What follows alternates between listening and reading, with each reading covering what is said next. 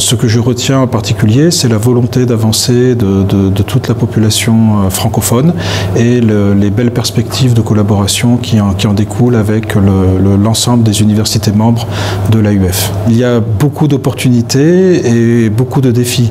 Les opportunités viennent aussi du fait que c'est une région qui comporte parmi les régions les plus développées du monde et une population globale qui est très très importante. On parle de plusieurs milliards d'habitants et avec des moteurs économiques extrêmement puissants sur lesquels la francophonie est bien sûr doit se défendre, mais même si elle représente qu'une petite proportion de la population, néanmoins la masse globale est relativement importante.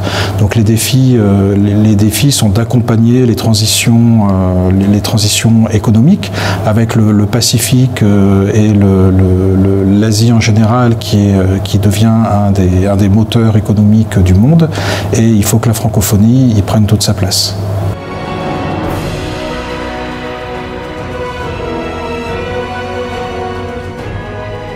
Il y a effectivement des similitudes qui viennent du fait que par rapport aux autres régions de la francophonie, comme par exemple l'Afrique du Nord ou l'Afrique de l'Ouest ou l'Afrique centrale, la francophonie n'y est pas native ou moins native.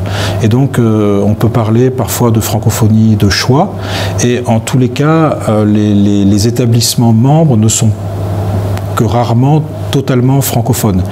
Donc ça, c'est vraiment quelque chose qui est une similitude. Les différences viennent, je pense, sur les orientations et les thématiques des filières francophones dans les universités membres. En Europe centrale et orientale, il y a une proportion peut-être plus élevée de facultés de philologie, de facultés de langue ou de traduction. Et ce que je remarque aussi en Asie-Pacifique, c'est qu'il y a bien sûr ces facultés, mais il y a aussi un certain nombre de facultés techniques, d'ingénierie ou de médecine, c'est-à-dire le côté scientifique et technique est aussi beaucoup plus développé dans les filières francophones peut-être qu'en Europe centrale et orientale.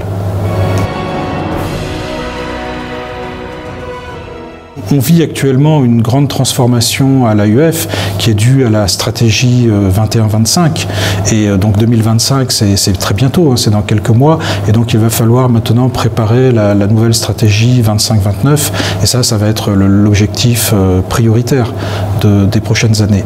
Mais les grands axes qui sont fixés par la stratégie 21-25 sont vraiment très importants, et en particulier ceux qui relèvent de l'employabilité et le travail avec différents partenaires, que ce soit des universités, mais aussi le monde économique, s'adresser directement aux étudiants avec les centres d'employabilité francophones, les clubs étudiants.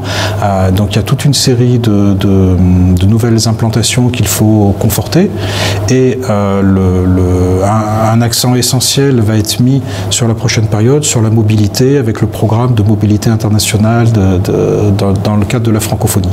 Là, c'est quelque chose qui me paraît fondamental et qui va vraiment transformer l'action de l'AUF dans la région et en général à l'international.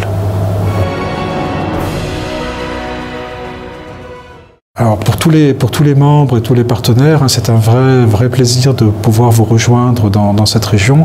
Je vous adresse mes plus amicales salutations et je souhaite à toutes et à tous que nous travaillons en commun pour le bien et le développement de la francophonie scientifique et des universités membres.